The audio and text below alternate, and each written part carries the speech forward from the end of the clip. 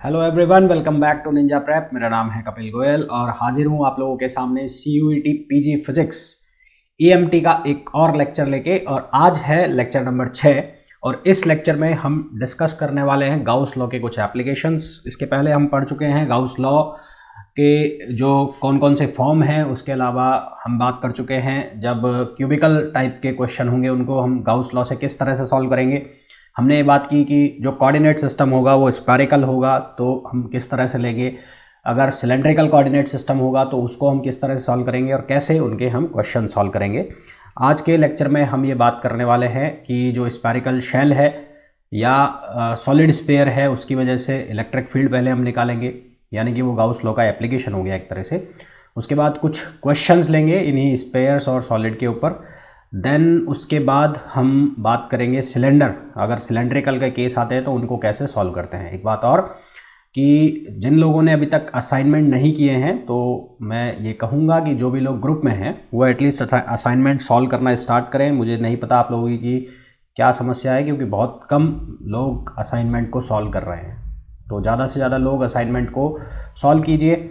हो सकता है कि आप अभी IIT जैम की प्रिपरेशन में लगे हों, परंतु फिर भी वो असाइनमेंट में ज़्यादा क्वेश्चंस नहीं होते, 8 से 10 क्वेश्चंस होते हैं, तो उनको कर सकते हो तुम, है ना। वो ज़्यादा टाइम नहीं लेता, आधे घंटे का टाइम मुश्किल से लेगा वो। चलिए स्टार्ट करते हैं। तो सबसे पहले तो हम ये बात करेंगे कि किसी पॉइंट चार्ज की वजह से यदि हमें इलेक्ट्रिक फील्ड निकालना है तो उसको हम गाउस लॉ की हेल्प से किस तरह से निकाल सकते हैं। तो electric field due to a point charge. तो पॉइंट चार्ज की वजह से मैं इलेक्ट्रिक फील्ड की वैल्यू निकाल रहा हूँ और इसके लिए मैं यूज़ करूँगा किसको, गाउस लॉ के एप्लीकेशन को, यानी गाउस लॉ मैं लगाऊंगा। तो मैंने मान लिया यहाँ पर कि कोई पॉइंट चार्ज है, वो Q पॉइंट चार्ज है। अब हमें ये पता है पॉइंट चार्ज की वजह से जो इलेक्ट्रिक फील्ड अगर वो पॉजिटिव है तो वो क्या आएगा, अवे फ्रॉम द चार्ज, और अगर वो नेगेटिव है तो वो किधर आएगा, टुवर्ड्स द चार्ज। दूसरी चीज़ हमें ये भी पता है कि जो इलेक्ट्रिक फील्ड बनता है पॉइंट चार्ज की वजह से वो स्फेरिकल बनता है। वो कैसे बनता है, क्यों बनता है, वो भी देख लेंगे अभी। हमने मान लिया कि हमें Q से R डिस्टेंस पर, है ना, यहाँ से R डिस्टेंस है वो ये, यहाँ पर हमें इलेक्ट्रिक फील्ड निकालना है। तो हमें क्या करना पड़ेगा, इसके लिए एक सरफेस माननी पड़ेगी, जिस सरफेस को हम क्या नाम देंगे, गाउसियन सरफेस, है ना। तो ये हमने सरफेस मान ली और ये सरफेस जो है वो कौन सी सरफेस कहलाएगी, गाउसियन सरफेस। तो अब क्या करना है, हमें लगाना है फॉर्मूला गाउस लॉ का। तो गाउस लॉ का क्या फॉर्मूला क्या कहता है, इंटीग्रेशन E.ds इक्वल्स टू क्या होता है, Q enclosed upon epsilon not. तो E.ds कितना हो जाएगा भाई, ये जो है ये कैसा है, स्फेरिकल है ना। और स्फेरिकल कोऑर्डिनेट का मैंने तुम्हें बता दिया था कि जब रेडियस वो लोग फिक्स करें तो उस केस में एरिया सीधा उठा के लिखना है कितना, 4πr²। यहाँ पर रेडियस r मान रखी है तो क्या लिख दोगे, 4πr²। तो ये हो जाएगा E 4πr²। और Q enclosed upon epsilon not, तो E की जो वैल्यू आ जाएगी वो आ जाएगी 4πε0 और r²। ये वाला r लिख लो, कंफ्यूज हो जाओगे।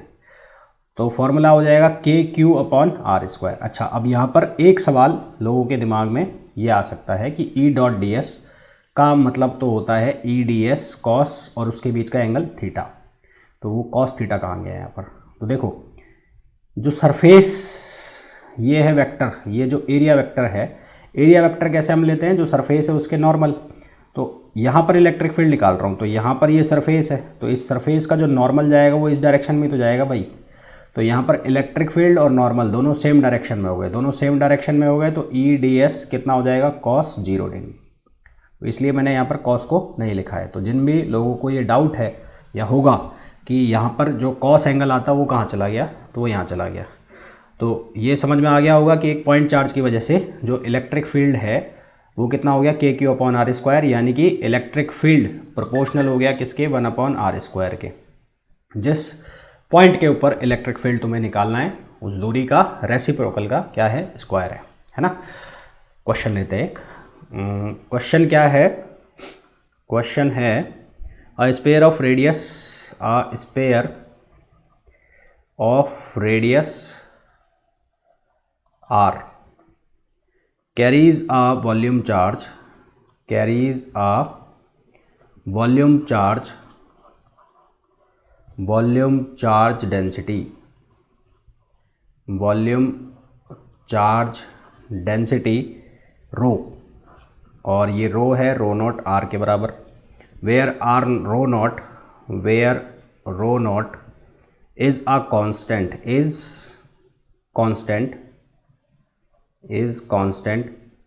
and r is the radial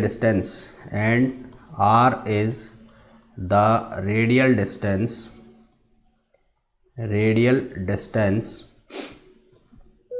from the center of the charge, center of the charge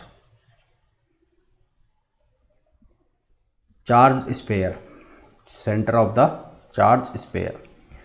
The intensity of electric field is proportional to, the intensity of electric field is proportional to, ठीक है। Options क्या दिए हैं हमें, options में देख लेता हूँ एक बार। ऑप्शन ए है हमारे पास, ए ऑप्शन है r square for are less than equals to R, and 1/r square for are greater than equals to R. फिर ऑप्शन बी है हमारे पास r for are less than capital R, and 1/r square for are greater than equals to R. Option C है हमारे पास 1/r square for both r less than equals to R and r greater than equals to R. और option D हमारे पास जो है वो है 1/r for are less than R and 1/r square for are greater than capital R. ये हमारे पास question है। अब इस क्वेश्चन में हमें बोला है sphere of radius R carries a volume charge density. Volume charge density की वैल्यू ये दे रखी है। अब ये जो वॉल्यूम चार्ज डेंसिटी है ये डिपेंडेंट है ना, ये इंडिपेंडेंट नहीं है। डिपेंडेंट कैसे है, पोजीशन कोऑर्डिनेट पर है, यानी कि आर की वैल्यू अगर चेंज होगी तो ये चेंज होगा। आर की वैल्यू अगर यहाँ नहीं होती तो मैं ये कहता कि ये इंडिपेंडेंट है, परंतु यहाँ पर आर की वैल्यू जो है वो क्या हो रही है, चेंज हो रही है। इसका मतलब ये नॉन यूनिफॉर्म चार्ज डेंसिटी है, ये यूनिफॉर्म चार्ज डेंसिटी नहीं है। तो यहाँ पर जो सॉल्यूशन मैं लिखूँगा, सॉल्यूशन में हम क्या लिखेंगे, सबसे पहले तो क्या हो गया कि जो रो है, इसको पेन चेंज कर लेता हूँ, रो है, रो बराबर रो नॉट आर, ये क्या है, is a non uniform charge density, non uniform charge density. अब नॉन यूनिफॉर्म चार्ज डेंसिटी का मतलब क्या हुआ कि ये डिपेंड कर रहा है किस पर, आर पर। अगर यहाँ आर नहीं होता तो ये क्या होता, यूनिफॉर्म होता, परंतु ये डिपेंड कर रहा है, ठीक है। अच्छा, अब हमें दो वैल्यू दिए, एक R less than equals to R की और एक दिए R greater than equals to R की। तो अब हम क्या करेंगे, यहाँ पर दो कंडीशन हमारे पास होगी, एक होगी हमारी कौन सी, इनसाइड की, और एक होगी कौन सी, आउटसाइड की। तो सबसे पहले हम निकाल लेते हैं इनसाइड। इनसाइड के लिए निकालेंगे तो ये स्पेयर हो गया और इसकी जो रेडियस है वो है कैपिटल आर, और एक हमने अंदर मान लिया जिसकी रेडियस हमें कितनी दे रखी है, स्मॉल आर। तो पहली जो कंडीशन है वो है ये है कि R less than equals to capital R है इनसाइड के लिए। तो इसके लिए हमें इलेक्ट्रिक फील्ड निकालना है, तो integration E dot D S करोगे, उसको किसके बराबर करोगे, Q enclose upon epsilon not. तो पहला काम तो क्या है, क्यू एनक्लोज निकालो। तो क्यू एनक्लोज कैसे निकालोगे साहब, रो डी वी से। तो रो की जो वैल्यू है वो कितनी दे रखी है, रो नॉट और आर। अब डी वी स्पेरिकल कोऑर्डिनेट के लिए कैसे लिखा जाएगा, स्पेरिकल कोऑर्डिनेट के लिए लिखा जाएगा कैसे, डी आर डी थीटा और R sine theta D phi, ऐसा लिखा जाएगा। और जब इसको सिंपल करोगे तो ये हो जाएगा 4πr स्क्वायर डी आर। हालांकि पूरा सॉल्व करते हैं तो 4/3 πr क्यूब बनता है, तो यहाँ तक सॉल्व कर लिया। तो डी वी की वैल्यू को क्या लिख सकते हो, डी वी की वैल्यू को लिख सकते हो 4πr स्क्वायर डी आर, ठीक है। अच्छा, अब इसके बाद क्या होगा, इसके बाद इसमें से रो नॉट आ गया बाहर और 4 पाई भी आ गया बाहर।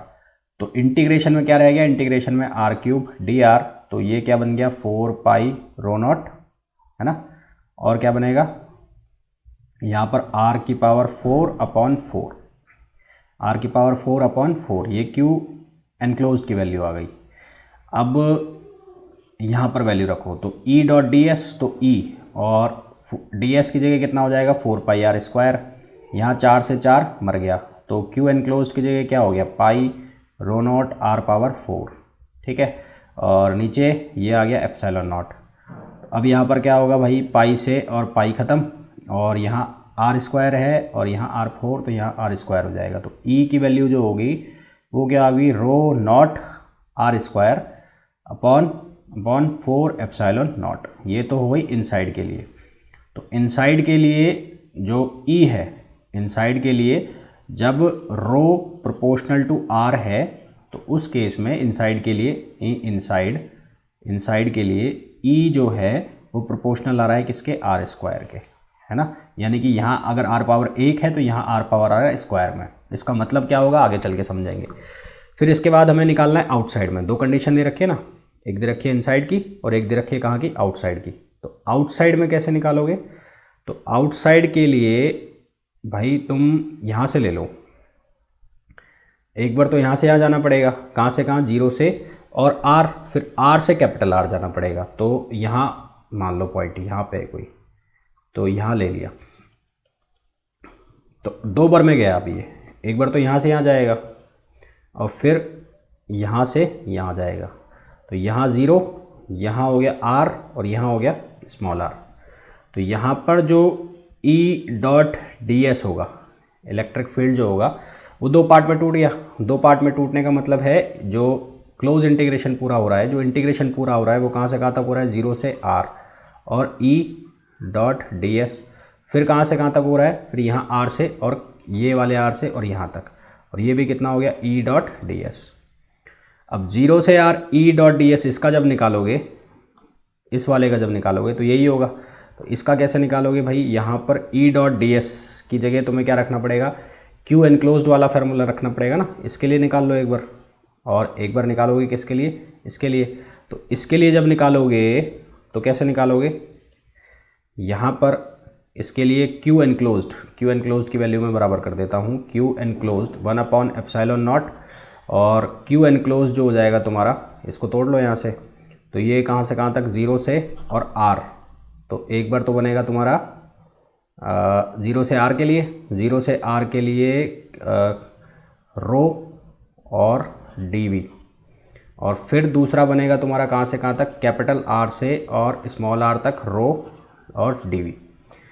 तो जब हम 0 से और R तक की बात करेंगे तो उसके लिए तो रो है, परंतु हम जब कैपिटल R से और स्मॉल r की बात करेंगे तो यहाँ पर जो चार्ज डेंसिटी है इस एरिया के अंदर, इस एरिया के अंदर जो चार्ज डेंसिटी है, यहाँ पर जो चार्ज डेंसिटी है वो क्या है, 0,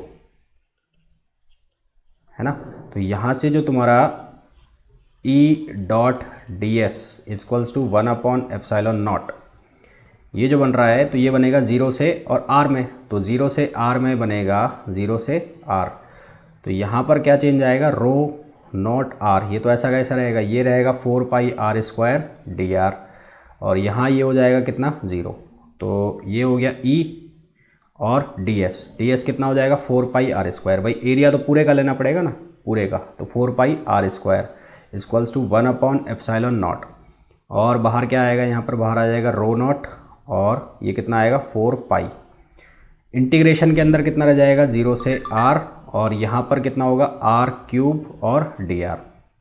तो इसको जब सिंप्लीफाई करोगे तो 4 पाई से 4 पाई तो ये ख़त्म हो गया, तो यहाँ हो गया E डॉट R स्क्वायर, और ये हो जाएगा रो नॉट अपॉन एप्सिलॉन नॉट, और इसको सॉल्व करोगे तो कितना हो जाएगा, R पावर 4 अपॉन 4, और ये लगा दोगे क्या, लिमिट, तो ये हो जाएगा कैपिटल R 4 अपॉन 4। जिसको फर्दर सिंप्लीफाई करोगे तो तुम्हारे पास E की जो वैल्यू आएगी वो आएगी rho not R power 4 upon 4 epsilon not और R स्क्वायर। ये वैल्यू आएगी आउटसाइड पे, ये वैल्यू आएगी कहाँ पर, आउटसाइड पे। और इनसाइड पर जो वैल्यू आई थी वो कितनी आई थी, ये आई थी rho not r square upon 4 epsilon not, है ना। तो अब मैं कहूँ कि इसकी वैल्यू मेरे को r बराबर r पर चाहिए, तो at r equals to r, तो ये जो इक्वेशन है इसकी वैल्यू रखता हूँ यहाँ पर। तो यहाँ पर क्या मिलेगा, e आउटसाइड की जो वैल्यू आएगी वो कितनी होगी, यहाँ पर रो नॉट और ये हो जाएगा r पावर 4 और सॉरी उल्टा लिख दिया मैंने, ये तो कितना रहेगा r पावर 4 ही रहेगा और नीचे कितना हो जाएगा 4 एप्सिलॉन नॉट और r स्क्वायर, तो कितना आ जाएगा ये rho not r square upon 4 epsilon not. Similarly जब e इनसाइड की वैल्यू निकालूंगा, e इनसाइड की वैल्यू r बराबर r पर, तो कितनी आएगी, वो भी कितनी आएगी, वो भी आएगी rho not r square upon 4 epsilon not. तो सरफेस पर at surface electric field inside बराबर हो गया कहाँ पर, इलेक्ट्रिक फील्ड आउटसाइड के, परंतु जब क्या है r less than capital R है तो उस केस में E इनसाइड जो है वो प्रोपोर्शनल है किसके, R स्क्वायर के, परंतु जब R ग्रेटर देन R है तो उस केस में E आउटसाइड जो है वो प्रोपोर्शनल है 1 अपॉन किसके, R स्क्वायर के, ठीक है, 1 अपॉन किसके, R स्क्वायर के। तो यहाँ से देखो तुम्हें एक चीज़ पता लग रही है, क्या पता लग रही है, जब जो रो था वो डिपेंडेंट था R के, यानी कि जो R के प्रोपोर्शनल था, तो उस केस में E इनसाइड की जो वैल्यू है वो प्रोपोर्शनल हुई किसके, R की पावर n+1 के, है ना, यानी कि यहाँ n की वैल्यू कितनी है, 1 है, तो n+1 के, और E आउटसाइड की जो वैल्यू आई, आउटसाइड की वो वैल्यू आई 1 अपॉन R की पावर n+1 के, 1 अपॉन R की पावर n+1 के। तो अगर मैं ये कहूँ कि यहाँ पर R की पावर 0 होती है, यानी कि रो R की पावर 0 मतलब रो R पर डिपेंड ही नहीं करता, कांस्टेंट होता, तो E इनसाइड क्या आता, E इनसाइड क्या हो जाता, E इनसाइड क्या होता है इस केस में, यहाँ पर R ये 0+1 यानी कि R के प्रोपोर्शनल हो गया, और E आउटसाइड क्या आता, E आउटसाइड आता यहाँ पर 1 अपॉन ये क्या हो जाता, R 0+1, ठीक है। तो यहाँ से हमें ये देखने को मिला कि रो के केस में आप डायरेक्ट आंसर लिख सकते हो, यदि आपके साथ ऐसा रिलेशन कुछ बन रहा है, इस प्रकार का कुछ रिलेशन बन रहा है, तो आप यहाँ पे डायरेक्ट आंसर लगा सकते हो। एक मिनट रुकना, यहाँ पे मैंने कुछ गड़बड़ की क्या, इनसाइड में और आउटसाइड में, हाँ आउटसाइड में गड़बड़ हुई है, यहाँ पर ये R स्क्वायर ही रहेगा ना, यहाँ पर ये हमेशा क्या रहेगा, R स्क्वायर रहेगा, और यहाँ पर ये वैल्यू भी हमेशा क्या रहेगी, R स्क्वायर रहेगी। तो जब हमें चार्ज डेंसिटी के क्वेश्चन मिलेंगे तो इतने बड़े बड़े क्वेश्चन को हम डायरेक्ट ऑप्शन से सॉल्व कर सकते हैं, अगर हमें इस तरह के रिलेशन छोटे छोटे जो कॉन्सेप्ट है जो कि बड़े क्वेश्चन से बनाए गए हैं वो अगर हमें पता है तो हम इनको आसानी से सॉल्व कर पाएंगे, ठीक है। तो इस क्वेश्चन जो हमें क्वेश्चन दिया गया था, इसका क्वेश्चन का आंसर क्या हो जाएगा, इसका आंसर हो जाएगा कि R square for R less than equals to R and 1 upon R square for R greater than equals to R। Option B तो बिल्कुल गलत है ना, ऑप्शन सी भी गलत है, ऑप्शन डी भी गलत है, तो ऑप्शन ए इसके लिए क्या हो गया, करेक्ट आंसर हो गया, है ना। क्वेश्चन ये बड़ा था, जरूर सॉल्यूशन इसका बड़ा था, परंतु जो इसका आंसर निकला है और जो इससे रिजल्ट निकला है वो बहुत इंपॉर्टेंट है। इससे जो रिजल्ट निकला है वो क्या निकला है, बहुत इंपॉर्टेंट है ना, तो ये याद रखना। तो ये हमारे काम भी आएगा, डायरेक्ट भी हम इसको लिख सकते हैं सॉलिड स्फीयर के केस में। सॉलिड स्फीयर का जो केस बनेगा उसमें हमसे ये पूछ लिया जाता है कि जो ग्राफ होता है इलेक्ट्रिक फील्ड का और डिस्टेंस के साथ, तो वो ग्राफ क्या होता है, तो वो ग्राफ तुम ऐसा ही तो बनाते हो सॉलिड स्फीयर वाला, वो सॉलिड स्फीयर वाला जो ग्राफ बनाते हो वो ऐसे तो बनाते हो, यहाँ लिखते हो E प्रोपोर्शनल टू R और यहाँ लिखते हो E proportional to 1 upon R square. तो ये सॉलिड स्फीयर का ही तो होता है ग्राफ, है ना, तो ये भी याद रखना। तो ये 2 क्वेश्चन हो गए एक क्वेश्चन से, ठीक है। चलिए भाई, आगे बढ़ने से पहले जिन भी लोगों ने अभी तक चैनल को सब्सक्राइब नहीं किया है प्लीज़ चैनल को सब्सक्राइब कर लीजिए, वीडियो को लाइक नहीं किया है तो लाइक कर लो, शेयर नहीं किया है तो शेयर कर दो, और भाई असाइनमेंट ज़रूर कर लिया करो। असाइनमेंट जो लोग नहीं कर रहे हैं तो उनसे वापस से एक बार रिक्वेस्ट करूँगा, असाइनमेंट ज़रूर सॉल्व कर लो तुम लोग, ठीक है, नेक्स्ट क्वेश्चन पर चलते हैं। नेक्स्ट क्वेश्चन क्या है? क्वेश्चन है a solid sphere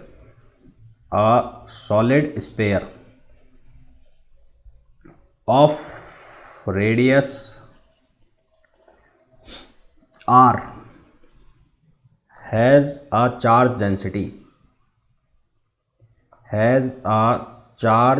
density given by rho r equals to rho naught 1 minus a r upon capital R, where r is the radial coordinate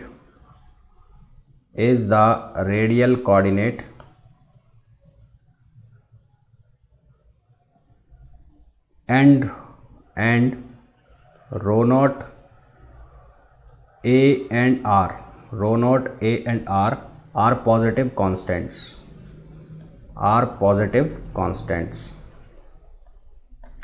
If the magnitude of the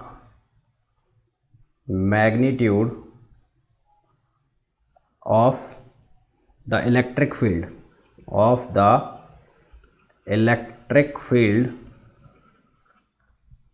at r equals to r by 2 is 1.25 times that at r equals to capital R, then the value of A is, और options हमें दिए हैं जो वो options क्या दिए हैं? Option A है 2, ऑप्शन बी है 1, ऑप्शन सी है कितना 1/2 और ऑप्शन डी है कितना 1/4। ये 4 ऑप्शन हमें दिए हैं। ठीक है, तो क्वेश्चन क्या है भाई? क्वेश्चन की बात कर लेते हैं वापस से एक बार। तो क्वेश्चन है solid sphere of radius r has a charge density की वैल्यू दे रखी है where r is the radial coordinate, rho a और r कांस्टेंट है। If the magnitude of electric field at r बराबर 2 is 1.25 times that r equals to r। तो देखो भाई, जो तुम्हारा डेंसिटी है रो, उसकी 2 वैल्यू आ रही है। एक आ रही है rho not 1 minus a r upon capital R, और ये कब तक होगा? जब r लेस देन r होगा, और जीरो हो जाएगी कब? जब r ग्रेटर देन क्या होगा? r होगा। ठीक है, तो इलेक्ट्रिक फील्ड की 2 वैल्यू निकलेगी, एक इनसाइड और एक आउटसाइड। हमें जो इलेक्ट्रिक फील्ड दिया हुआ है वो r बराबर r/2 पर दिया हुआ है, तो हमें किसकी ज़रूरत पड़ेगी? चार्ज डेंसिटी की ज़रूरत पड़ेगी, है ना। तो चार्ज डेंसिटी निकाल लेते हैं, जैसे कि पिछले केस में निकाली थी वैसे ये निकाल लेते हैं। तो Q एनक्लोज्ड की वैल्यू अगर मैं निकालूं तो वो कितना होगा? वो होगा रो dV। तो मैं अंदर वाले के लिए बात कर रहा हूँ, अंदर वाले के लिए, यानी कि मैंने कोई भी एक रैंडमली कितना ले लिया? r ले लिया पॉइंट, और वो लेस देन है r से, है ना। व्हेन, यहाँ लिख देता हूँ मैं, when r less than equals to r, ये वाली कहानी है। तो ये वैल्यू कितनी होगी? Rho not 1 minus a r upon capital R, और dV जो है एज यूजुअल 4πr² dr, ये हो गया। इसको सॉल्व कर लो, तो इसको सॉल्व करोगे तो कितना आएगा? कॉमन बाहर निकालो। कॉमन क्या क्या है? रो नॉट बाहर और 4π बाहर। इंटीग्रेशन में क्या आ जाएगा? इंटीग्रेशन में आ जाएगा r² minus a are cube हो गया अपॉन r, और इसका इंटीग्रेशन dr।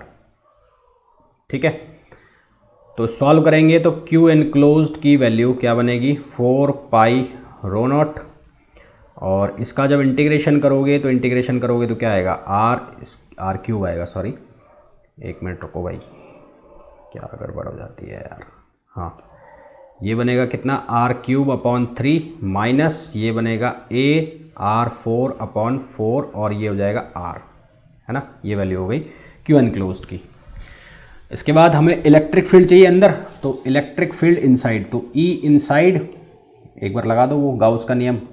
तो गाउस का नियम लगाओगे तो क्या बनेगा? गाउस का नियम लगाओगे तो E dot D S equals to Q enclosed upon epsilon not. तो E इनसाइड को लिए लिख दिया मैंने E इन, और डी एस की जो वैल्यू है वो कितनी हो जाएगी? 4πr²।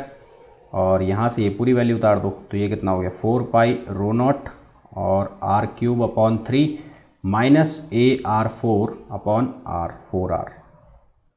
ठीक है, तो ये 4 पाई से 4 पाई कैंसिल, तो ई इन की जो वैल्यू है ई इन, तो ई इन की वैल्यू कितनी आ गई भाई, ये आ गई है एप्सिलॉन नॉट भी आएगा नीचे, ये एप्सिलॉन नॉट, तो ई इन की वैल्यू कितनी आ गई rho not upon epsilon r square, rho not upon epsilon not r square, और ये बन गया r cube by 3, r cube by 3 minus ये बन गया AR4 अपॉन 4R। ये वैल्यू बन गई हमारे पास इनसाइड की। ठीक है, और इस R को भी अंदर ले जा सकते हो, तो इनसाइड की और वैल्यू सॉल्व करके आ जाएगी रो नॉट बाई 3, और ये हो जाएगा R बाई 3, और ये हो गया AR स्क्वायर अपॉन 4R। ठीक है, ये वैल्यू आ गई इनसाइड की। अब क्वेश्चन में जो गिवन कंडीशन है, वो गिवन कंडीशन क्या है कि magnitude of electric field at R equals to R by 2 is 1.25 times that at R। तो एक बार तो मैं यहाँ पर R की जगह क्या रख दूंगा, R बाई 2 रख दूंगा, और एक जब बार R की जगह क्या रख दूंगा, कैपिटल R रख दूंगा। ठीक है, तो when R equals to R by 2, तो इसकी जो वैल्यू आएगी R equals to R by 2 पर, वो कितनी हो जाएगी रो नॉट बाई 3, और ये हो गया R बाई 6 हो जाएगा, R बाई 2 रख रहा हूँ तो, और यहाँ हो जाएगा A और बाई 4R, और R बाई 2 रख रहा हूँ तो उसका R स्क्वायर अपॉन 4 हो जाएगा, है ना। तो एक R से एक R कैंसिल हो गया, तो यहाँ पर जो हमारे पास बचेगा R बाई 2 पर वैल्यू, वो कितनी आएगी रो नॉट बाई 3, और ये हो गया R बाई 6, और ये बचेगा कितना, ये बचेगा R और A बचेगा ना, A अपॉन 16 ये बच जाएगा। और फिर दूसरी वैल्यू कब है, जब R बराबर R है, when small r equals to capital R। तो इस केस में ER की जो वैल्यू है वो कितनी हो जाएगी रो नॉट अपॉन 3, इसकी सेहत पर तो कोई फ़र्क पड़ेगा नहीं, और ये कितनी रहेगी R अपॉन 3 माइनस यहाँ हो जाएगा तुम्हारा, मैं सीधी वैल्यू लिख रहा हूँ AR अपॉन 4, ये हो जाएगा। अब गिवन है, गिवन क्या है कि ये जो वैल्यू है 1.25 टाइम्स है, magnitude of electric field at R equals to R by 2 is 1.25 times. तो इसको 1.25 टाइम्स करो, यानी कि ER by 2 is 1.25 times of ER। तो 1.25 टाइम्स का मतलब हो गया 5/4, तो यहाँ लिख देता हूँ, तो 5/4 कर दो, तो ये हो जाएगा रो नॉट अपॉन 3, और ये हो जाएगा R by 6 minus RA by 16, ये हो जाएगा कितना 5/4, और पूरी वैल्यू उतारो रो नॉट बाई 3, और ये कितना R by 3 minus AR upon 4, ये वैल्यू हो गई। काटो भाई, तो क्या क्या कट रहा है, ये कट गया रो नॉट बाई 3 कट गया, तो इधर कितना बच गया R by 6 minus AR upon 16 equals to, इधर अंदर मल्टीप्लाई करो, तो ये हो गया 5R अपॉन 4 इंटू 3 12, माइनस यहाँ से कितना आएगा 5AR अपॉन 4 इंटू 4 16। अब R वाले एक साइड, सारे R सब जगह से ख़त्म हो जाएगा, तो एक काम करो, इसको 1/6 माइनस ये कितना हो जाएगा 5 अपॉन 12, है ना, ये इधर आ गया, ये इधर ले जाओ, और ये हो जाएगा कितना A upon 16 minus 5A upon 16, ऐसा ही होगा, हाँ ऐसा ही होगा। तो अब माइनस करो, मैं इसको नेक्स्ट पेज पे कर लेता हूँ, तो LCM आ गया इधर कितना 12, इधर आ गया 12, तो 6 दूनी 12, तो ये हो गया 2 माइनस 5, और इधर कितना 16 कॉमन आ जाएगा, तो ये हो जाएगा माइनस 4A अपॉन 16, ये बचेगा माइनस 4A अपॉन 16। ठीक है, तो यहाँ हो जाएगा माइनस 3 अपॉन 12, इधर हो जाएगा माइनस 4A अपॉन 16, तो इसको काट दो, तो इसको काटोगे तो 4, ये माइनस से माइनस ख़त्म, और ये 4 3 12 और 3 3 1, तो यहाँ से A की वैल्यू कितनी आ गई, 1 आ गई, तो आंसर तुम्हारा कितना हो गया 1 हो गया। तो क्वेश्चन बहुत बड़ा था भाई ये, है ना, तो आंसर जो है वो कितना हो गया 1 हो गया, तो B जो है इसके लिए आंसर होगा। पर यहाँ पर जो कॉन्सेप्ट लगा वो पिछले वाले क्वेश्चन से आ रहा था, जहाँ पर हमने बात की थी कि जो सॉलिड स्पेयर है, जो एक स्पेयर है उसके लिए इनसाइड सरफेस और आउटसाइड सरफेस दोनों मीट करती है, यानी कि दोनों सेम वैल्यू देती है कहाँ पर, जो सरफेस है उसके ऊपर। इसलिए तुमने ध्यान दिया हो तो मैंने इनसाइड की वैल्यू निकाल कर आर की जगह एक बार पुट कर दिया r/2 उसी फार्मूला में, और एक बार आर की जगह पुट कर दिया r उसी फार्मूला में। वो इसलिए कर दिया क्योंकि हम ये पिछले क्वेश्चन में देख चुके थे कि जो सरफेस है उसके ऊपर चाहे आउटसाइड हो चाहे इनसाइड हो, वो दोनों क्या वैल्यू देते हैं, सेम वैल्यू देते हैं। ठीक है, तो क्वेश्चन समझ में आ गए होंगे मेरे हिसाब से। किसी को कुछ समझ में नहीं आया हो तो वो कमेंट करके पूछ सकता है। कई लोगों के दिमाग में ये घंटी बज सकती है कि सर क्या इतने बड़े सवाल CUET PG में आते हैं क्या। देखो कि ज़रूरी नहीं कि ना पूछा जाए, हो सकता है पूछ लिया जाए, प्रोबेबिलिटी कम है, परंतु ये जो छोटे छोटे कॉन्सेप्ट हैं जो कि मैंने तुम्हें ये वाला बताया, जैसे कि ये वाला, अब ये वाला कॉन्सेप्ट भी कहाँ से निकला, इस बड़े क्वेश्चन से निकला है। अगर मैं तुम्हें डायरेक्ट रटाने की कोशिश करता तो तुम्हारी ज़िंदगी में भी समझ में नहीं आता कि मैंने क्या बोल दिया। तो अब जब भी तुम ऐसे सवाल देखोगे इतने बड़े, मान लो तुम्हारे पेपर में ही रखा है, तो उसको तुम डायरेक्ट सॉल्व कर सकते हो ये देख के कि हाँ आर रो का रिलेशन ऐसे बन रहा है। अच्छा एक चीज़ और कि मान लो तुम्हें इस तरह से बोल दिया जाए कि जो रो की जो डिपेंडेंसी है वो किसी ऐसे है, रो नॉट आर होता, साइन अल्फा होता, कुछ ऐसा होता, तो उस केस में यहाँ पर गाउस लॉ वैलिड नहीं होता, Gauss law is not valid. तो हार्मोनिक फंक्शन जब हमें मिल जाएंगे, यानी कि इसका मतलब तो ये हो गया ना कि रो की जो डिपेंडेंसी है वो इस तरह से हो गई, वो वेरी कर रहा है, इस तरह से वेरी कर रहा है। तो इस तरह की जो डिपेंडेंसी अगर तुम्हें दिखती तो उस केस में जो गाउस का नियम है वो वैलिड नहीं होता वहाँ पर। ठीक है, तो ये तो हो गए हमारे पास दो क्वेश्चन। अब हम बात करेंगे किसकी, ये हम बात करेंगे यूनिफॉर्मली चार्ज स्पेयर की बात करेंगे। स्पेयर के अंदर और बाहर जो इलेक्ट्रिक फील्ड है वो क्या होता है, उसकी क्या वैल्यू होती है। तो हमें क्वेश्चन दिया है, क्वेश्चन क्या है भाई कि calculate the electric field, calculate the electric field inside and outside, inside and outside a uniformly charged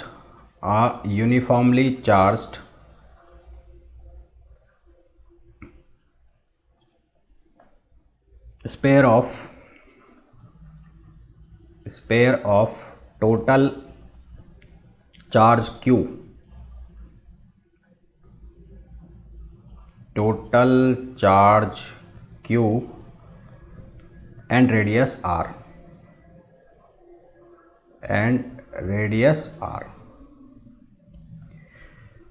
ठीक है, ये कहानी हमें दी हुई है और इसके लिए हमें क्या निकालना है, इनसाइड और आउटसाइड में इलेक्ट्रिक फील्ड निकालना है। तो कैसे निकालें, एक स्पेयर बना लो, एक स्पेयर हो गया, ये स्पेयर हो गया और ये इसका कुल चार्ज हो गया, टोटल चार्ज। और सबसे पहले हम आउटसाइड की रेडियस कंसीडर कर लेते हैं ना। मैंने पॉइंट कंसीडर कर लिया पहले यहाँ पर, मान लिया यहाँ पर P पॉइंट है कोई, तो इसके लिए मेरे को निकालनी है किसकी वैल्यू, इलेक्ट्रिक फील्ड के लिए वैल्यू। तो मैं लिख लेता हूँ यहाँ पर व्हेन, ये इसकी रेडियस है R, तो मैं मान लेता हूँ when R greater then R। तो ये केस है, तो इस केस में ये जो डिस्टेंस है ये हो गई कितनी, R। तो E dot D S equals to क्या हो गया, Q enclosed upon epsilon not. तो टोटल जो चार्ज है इसका वो कितना है, Q, तो Q वैल्यू हो जाएगी। तो ds जो इस गाउसियन सरफेस का एरिया, ध्यान रखना जो एरिया लेते हैं वो गाउसियन सरफेस का होता है, तो ये कितना हो जाएगा 4πr², और Q एनक्लोज जो है वो हो जाएगा Q अपॉन एप्सिलॉन नॉट। तो इस केस में E की जो वैल्यू है वो कितनी आ गई, वो आ गई Q अपॉन 4πε0 r², जिसको आप लिख देते हो KQ अपॉन r², है ना, ये वैल्यू आ गई। अब एक चीज़ ध्यान करो, मैंने तुम्हें बताया था अभी थोड़ी देर पहले कि जब रो डिपेंड कर रहा है r⁻0 पर, तो उस केस में इनसाइड जो आएगा ई इनसाइड की जो वैल्यू आएगी वो प्रोपोर्शनल आएगी r⁻0 + 1 यानी n+1। और ई आउटसाइड हर केस में कितना आएगा, प्रोपोर्शनल आएगा 1/r² के। तो यहाँ पर किसके प्रोपोर्शनल आया है, ये प्रोपोर्शनल आया है 1/r² के। ठीक है। दूसरा केस इसका ये है जब r कहाँ पर हो, सरफेस पर हो। तो when r is equals to capital R, यानी कि एट सरफेस की जब बात करोगे तो ई सरफेस जो होगा तुम्हारा वो क्या होगा, मैंने कहा था कि दोनों के केस में बराबर वैल्यू देता है। तो r की जगह क्या पुट कर दोगे, कैपिटल R। क्या आंसर आ जाएगा, KQ/r²। यही आया।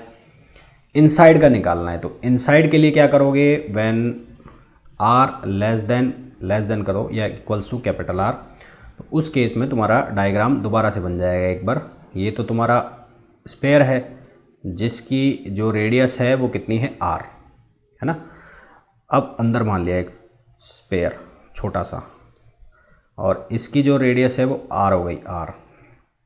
तो अब चार्ज डेंसिटी वाला फंक्शन काम करेगा। क्या काम करेगा, अब हमें इसका चार्ज चाहिए अंदर वाले का, तो Q इनसाइड। तो Q एनक्लोज्ड इसके अंदर जो बंद होगा वो Q एनक्लोज्ड कैसे निकालेंगे, उस Q एनक्लोज्ड को निकालने के लिए हमें करना पड़ेगा रो इंटू dV। क्या करना पड़ेगा, रो इंटू dV। अब पूरे चार्ज के लिए, किसके लिए, पूरे चार्ज के लिए, पूरे चार्ज का मतलब ये वाला, जब रेडियस r थी, है ना, रेडियस r थी, इसको ऐसे समझो, जब वॉल्यूम था 4/3πr³, तो उसके लिए जो चार्ज था वो कितना था, Q। जब एक था तो कितना हो जाएगा, Q/4/3πr³। ये वैल्यू हो गई रो की।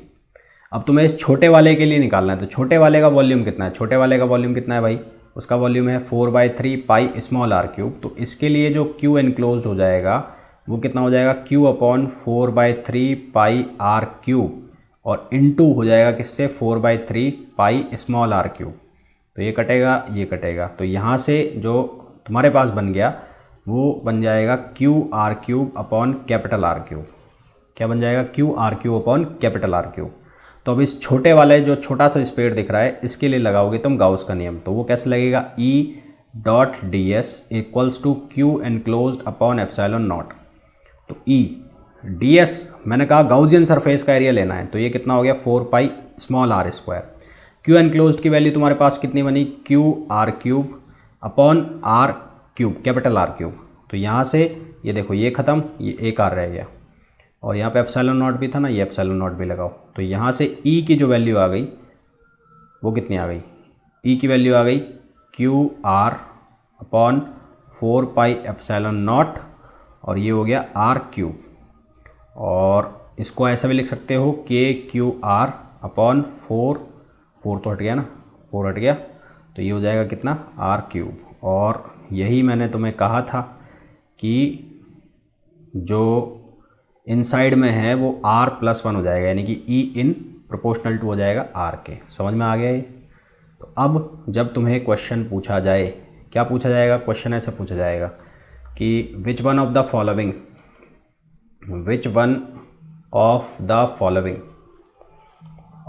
Following is correct for electric field of a solid sphere of radius r। तो इसमें तुम्हें ऑप्शंस दे दी जाएंगे इस तरह से ग्राफ बना के, यहाँ होगा E और यहाँ होगा R। तो इस तरह से ग्राफ बनाया जाएगा, ये तो होगा r r के लिए, और ये होगा r r के लिए। एक ग्राफ ये हो गया, एक ग्राफ होगा इस तरह से E R, एक बार ऐसा सीधा बढ़ेगी वैल्यू और फिर ये ऐसे जाएगी, तो ये होगा E प्रोपोर्शनल टू R, और ये होगा E प्रोपोर्शनल टू 1/r²। ये होगा r r के लिए, ये होगा r<r के लिए। इसी तरह से तीसरा ऑप्शन दे देंगे, कोई तीसरा ऑप्शन ऐसा दे देंगे, ये दे दिया और ये दे दिया E R का। चौथा ऑप्शन दे देंगे, कोई चौथा ऑप्शन दे देंगे E और R का, ऐसे दे दिया और फिर ऐसे दे दिया। तो अब बताओ कौन सा ऑप्शन सही होगा, ये वाला सही होगा ना भाई। इनसाइड के लिए तो E प्रोपोर्शनल टू क्या था R, और आउटसाइड के लिए क्या था E प्रोपोर्शनल टू 1/r²। तो ये ग्राफ बनेगा। तो अब ये गलत नहीं होना चाहिए, अगर क्वेश्चन एग्जाम में तुम्हें दिख जाए तो अब किसी भी हालत में तुम इसको गलत नहीं करोगे। ठीक है, तो ये तो था किसका, सॉलिड स्फीयर का। इसी तरह से पूछेंगे शेल के। तो सॉलिड स्फीयर और शेल में क्या अंतर होगा, शेल जो होगा वो अंदर से खोखला होगा, यानी कि होलो स्फीयर की तरह होगा, जिसकी दो रेडियस होंगी, एक इनसाइड रेडियस और एक आउटसाइड रेडियस। तो अब हम बात करेंगे स्फेरिकल शेल की। तो electric field for a spherical shell. अब स्फेरिकल जो शेल है उसके अंदर जो चार्ज है वो नहीं रहेगा, उसके कहाँ पर रहेगा, सरफेस पर रहेगा। क्यों, क्योंकि अंदर से वो क्या है, खोखला। तो अंदर से वो खोखला है, होलो है, होलो। तो जो स्फेरिकल शेल है उसमें जो सारा चार्ज पड़ा रहेगा वो कहाँ पर पड़ा रहेगा, सरफेस पर। अंदर, उसके अंदर जो चार्ज होगा अंदर, उसकी वैल्यू कितनी होगी, 0 होगी। तो इसके लिए भी 3 केस बनेंगे, एक आउटसाइड का, एक इनसाइड का और एक कहाँ का, सरफेस का।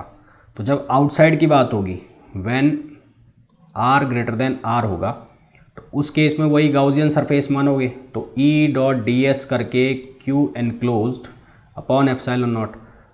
तो इस केस में जो तुम्हारे पास एरिया 4πr² हो गया, Q एनक्लोज्ड क्योंकि गाउसियन सरफेस का अंदर का जो चार्ज है Q हो गया अपॉन एप्सिलॉन नॉट। तो आंसर वही आ जाएगा जो कि सॉलिड स्फीयर में आया था, कितना, KQ/r²। फिर जब इसकी सरफेस पर निकालोगे, व्हेन r इक्वल्स टू हो जाएगा कैपिटल R, तो उस केस में जो E है उसकी वैल्यू हो जाएगी KQ/r²। और तीसरा केस इसका क्या बनेगा, व्हेन r लेस देन कितना, r या equals to r, less than r sorry. तो उस केस में जो Q एनक्लोज्ड है उसकी वैल्यू क्या हो जाएगी, 0। तो यहाँ पर E कितना हो जाएगा, 0। ठीक है, तो स्फेरिकल शेल में ध्यान रखना कि जो अंदर इलेक्ट्रिक फील्ड है वो कितना हो जाएगा, 0। यानी कि इसका जब तुम डायग्राम बनाओगे,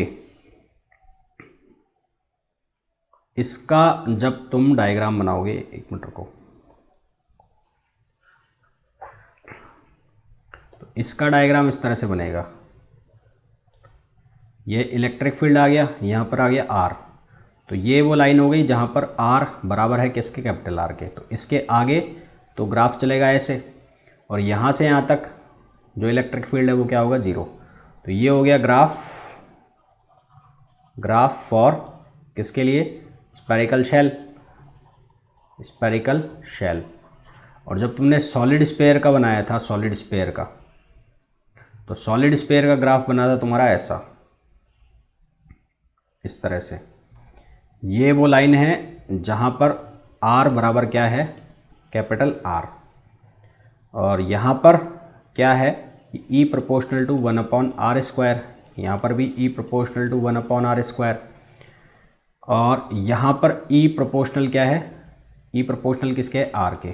और यहाँ पर E बराबर क्या आ रहा है, 0। तो यहाँ पर देखो इलेक्ट्रिक फील्ड, ये तो इनसाइड का हो गया और ये इलेक्ट्रिक फील्ड आउटसाइड का हो गया। तो यहाँ तक तो इलेक्ट्रिक फील्ड 0 रहा, और फिर यहाँ पर एकदम से इलेक्ट्रिक फील्ड की वैल्यू क्या हो गई, बढ़ गई। तो अगर मैं पूछूं कि यहाँ पर जो इलेक्ट्रिक फील्ड है वो कंटिन्यूअस है या डिसकंटिन्यूअस, किसके केस में, स्फेरिकल शेल के केस में। तो स्फेरिकल शेल के केस में जो इलेक्ट्रिक फील्ड वो क्या हो गया, इज डिसकंटिन्यूअस एट बाउंड्री और सरफेस बाउंड्री।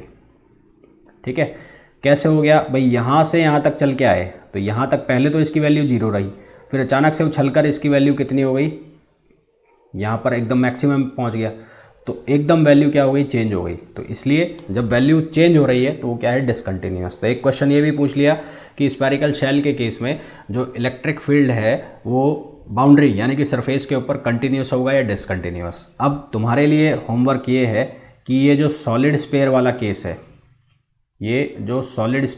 केस है, इसमें तुम्हें ये बताना है कि जो इलेक्ट्रिक फील्ड है वो कंटिन्यूअस होगा या डिसकंटिन्यूअस होगा, कंटिन्यूअस और डिसकंटिन्यूअस। ये तुम्हारे लिए क्वेश्चन है, होमवर्क है, ये मेरे को कमेंट करके बताना जो भी लोग इस वीडियो को देख रहे हैं। ठीक है, तो यहाँ तक जितने भी हमने क्वेश्चन किए हैं होपफुली सबको समझ में आ गए होंगे। और फिर भी कोई दिक्कत परेशानी है तो वो कमेंट करके मेरे को बता सकता है कि मेरे को यहाँ समझ में नहीं आ रहा है या ये दिक्कत आ रही है मेरे को। ठीक है, अब थोड़े से क्वेश्चंस और लिए जाएं, फिर उसके बाद हम सिलेंडर वाले क्वेश्चंस की बात करेंगे। तो क्वेश्चन मैं छांट लूँ पहले। क्वेश्चन है क्यूब का है और एक किसका है, ये वाला क्वेश्चन ले सकते हैं, गाउस लॉ का ये ले सकते हैं, हाँ ले सकते हैं, ये क्वेश्चन ले लेते हैं। देखो भाई क्वेश्चन क्या है,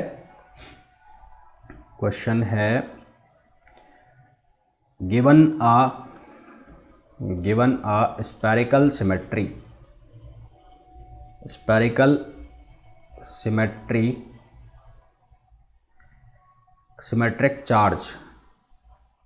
symmetric charge density rho r equals to k r square, और यहाँ हो गया 0, और ये हो गया r less than capital R, और ये हो गया r greater than capital R, और यहाँ लिख दिया मैंने k बीइंग अ कांस्टेंट। ठीक है, the electric field for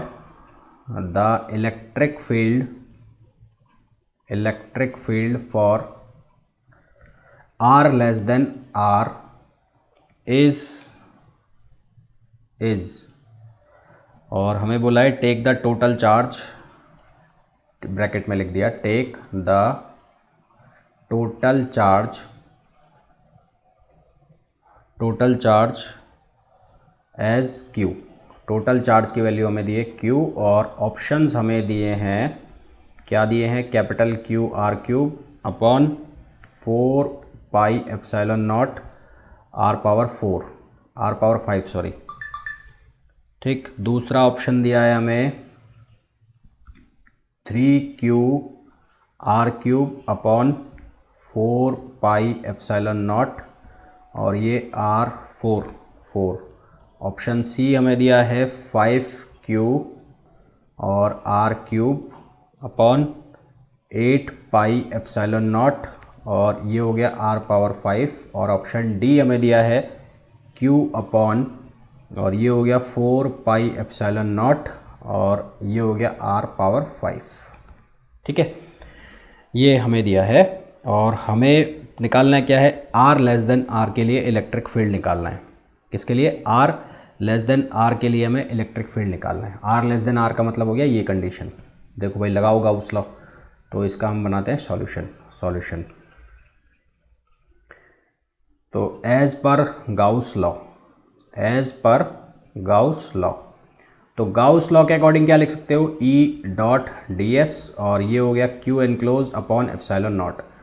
Q enclose की वैल्यू कितनी हो जाएगी, Q एनक्लोज की वैल्यू मैं यहाँ लिख देता हूँ, एक मिनट रुको, ये 1 अपॉन एप्सिलॉन नॉट, और Q एनक्लोज की जगह आप लिख सकते हो रो और dv, और 1 अपॉन एप्सिलॉन नॉट रो की जगह क्या आ जाएगा, K R square. R less than R की बात कर रहे हैं अपन भैया ना, ध्यान रखना।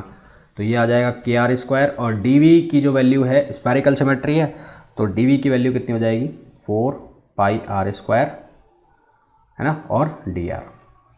तो इसको सॉल्व करो, तो यहाँ से क्या बनेगा, E dot ds equals to 1 upon epsilon not, और बाहर कितना आ जाएगा, 4 पाई k, बाहर आ गया कितना, 4 पाई k, और अंदर रह गया, क्या रह गया अंदर, R पावर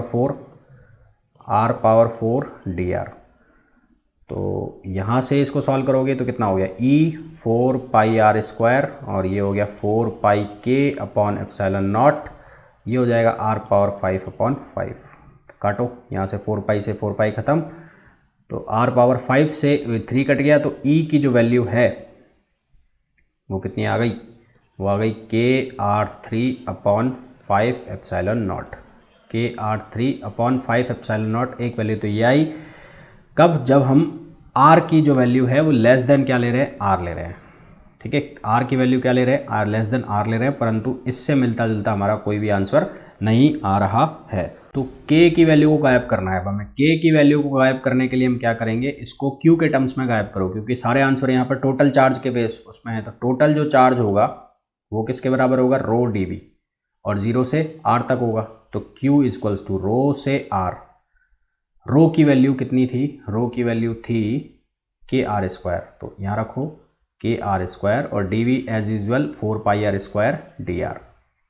बाहर कितना चला जाएगा, बाहर चला जाएगा 4 पाई के, और ये हो जाएगा 0 से R, R power 4 D R, और ये बना कैपिटल क्यू 4 पाई के, और ये हो जाएगा लिमिट लगा के आर पावर 5/5।